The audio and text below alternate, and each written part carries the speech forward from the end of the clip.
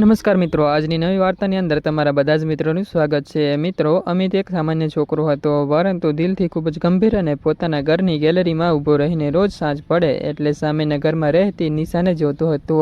અને મિત્રો, ત્યાર પછી તો એવું થાય છે, જે તમે સાંભળશો તો ખરેખર તમારા બધા લોકોના રૂવાડા ઊભા થઈ જશે। તો વાર્તાને છેલ્લે સુધી સાંભળજો।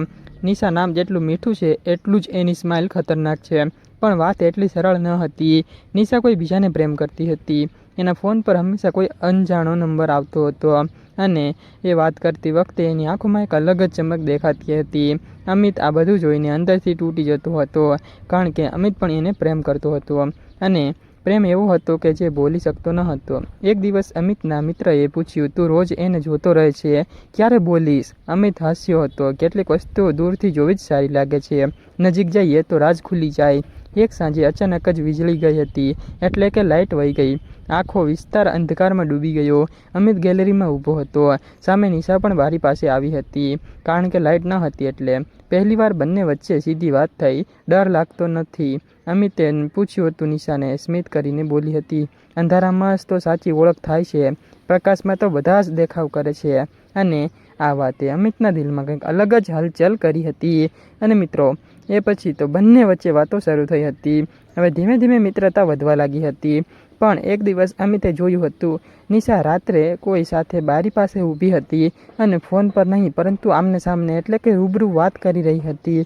અને અમિતને એનો પડછાયો પણ સ્પષ્ટ દેખાતો હતો। અને ત્યાર પછી અમિતના દિલમાં આગ લાગી હતી। કોણ છે આ, એ વિચારી રહ્યો હતો। બીજે દિવસે અમિતે હિંમત કરીને પૂછ્યું હતું, તારે કોઈ છે? ત્યારે નિશા થોડીક વાર ચૂપ રહી હતી અને ત્યાર પછી ધીમેથી બોલી હતી, હા છે, પણ એ વાત બધાને સમજાય એવી નથી। આ જવાબે અમિતને વધુ ગૂંચવાઈમાં નાખી દીધો હતો। સમય પસાર થતો ગયો। એક રાત્રે અમિતને કંઈક અજીબ લાગ્યું હતું અને નિશાના ઘરમાંથી ધીમા ધીમા અવાજો આવતા હતા અને એ અવાજ અમિતને સંભળાઈ રહ્યા હતા। એટલે અમિત છુપાઈને નજીક ગયો, બારીમાંથી અંદર જોયું હતું, પણ જે જોયું ને એને ખરેખર યાર હચમચાવી દીધો। ઘરમાં કોઈ છોકરો ન હતો, પરંતુ દિવાલ પર એક ફોટો હતો અને નિશા એ ફોટો સાથે વાત કરી રહી હતી કે તું વચન આપ્યું હતું ને મને, કે એકલો છોડીને નહીં જાય ક્યારેય, એ બોલતી હતી। અમિત સમજી ગયો, કંઈક તો ખૂબ જ ગંભીર છે, એટલે આ રહસ્ય હવે મારે જાણવું જ જોશે। બીજા દિવસે અમિતે નિશાને રોકી હતી અને મારે સાચું જાણવું છે, તું કોને પ્રેમ કરે છે? નિશાની આંખોમાં આંસુ આવી ગયા હતા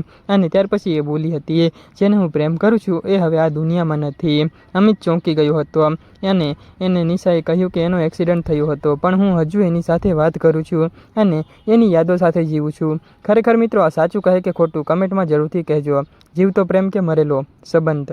અમિતે ફોટા વિશે પૂછ્યું। નિશા બોલી, તું એને ઓળખે છે? અમિત ચોંકી ગયો, હું?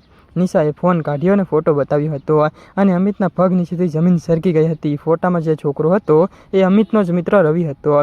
અને મિત્રો, રવિ જે થોડા જ મહિના પહેલાં શહેર છોડીને ગયો હતો, એવું આ બધા જ લોકો માનતા હતા, પરંતુ હકીકત કંઈક બીજી જ હતી। રવિનું એક્સિડન્ટ થયું હતું અને એ મૃત્યુ પામ્યો હતો, પણ એ વાત અમિતને ક્યારેય પણ કોઈએ કહી ન હતી અને બીજા કોઈ લોકોને પણ ખબર ન હતી। હવે અમિત બે રસ્તા વચ્ચે ફસાઈ ગયો। એક તરફ તેનો પ્રેમ અને નિશા બીજી તરફ હતી, એની મિત્રતા અને રવિ। સૌથી મોટું રહસ્ય, શું નિશા ખરેખર રવિ સાથે વાત કરતી હતી કે એ ફક્ત એની કલ્પના હતી? તમને ખબર પડી હોય તો તમે કમેન્ટમાં જરૂરથી કહેજો।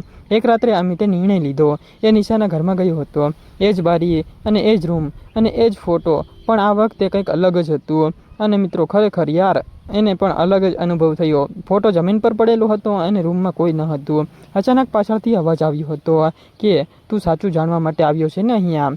અમિત વળ્યો હતો, પણ ત્યાં કોઈ જ ન હતું, ફક્ત એક ઠંડો પવન અને દિવાલ પર લખેલું એક વાક્ય હતું કે કેટલાક પ્રેમ ક્યારેય પણ પૂરા થતા નથી, એ ફક્ત સ્વરૂપ બદલે છે। આગલા દિવસે નિશા ઘર છોડીને ક્યાંક ચાલી ગઈ હતી અને મિત્રો, એ ચાલી તો ગઈ, પરંતુ કોઈને પણ ખબર ન હતી કે એ ક્યાં ગઈ। ત્યાર પછી અમિત હજુ પણ ગેલેરીમાં ઊભો રહે છે અને ક્યારેક એને લાગે છે કે સામેની બારીમાં કોઈ સ્માઇલ કરતું હોય એવું એમને લાગે છે। શું નિશા સાચે જ રવિ સાથે જોડાયેલી હતી કે પછી એ ફક્ત એની યાદોમાં જ જીવતી હતી? જો મિત્રો, આ વાર્તામાં તમને ખબર પડી હોય તો કમેન્ટ જરૂરથી કરજો અને આ વાર્તાને તમારા મિત્રો સાથે પણ શેર કરજો, જેથી કરીને એમને પણ શીખ મળે। અને સૌથી મોટો સવાલ, અમિત જે જોઈ રહ્યો હતો એ હકીકત છે કે એની પોતાની કલ્પના? આ વાર્તા ફક્ત ને ફક્ત કાલ્પનિક છે અને ફક્ત મનોરંજન માટે બનાવવામાં આવે છે. અને મિત્રો, કોઈ પણ ધર્મ કે કોઈ પણ વ્યક્તિ સાથે સંબંધ હોતા નથી. તો વાર્તાને ફક્ત કાલ્પનિક રીતે જ વાર્તા સાંભળજો, વિડીયો જોજો. કોઈ પણ લોકો દિલ ઉપર ના લેવું. આવતીકાલે ફરી મળશું એક ખાસ અને નવી વાર્તા સાથે. ત્યાં સુધી આવજો મિત્રો. ધન્યવાદ, આભાર. સબસ્ક્રાઇબ કરી દેજો યારો.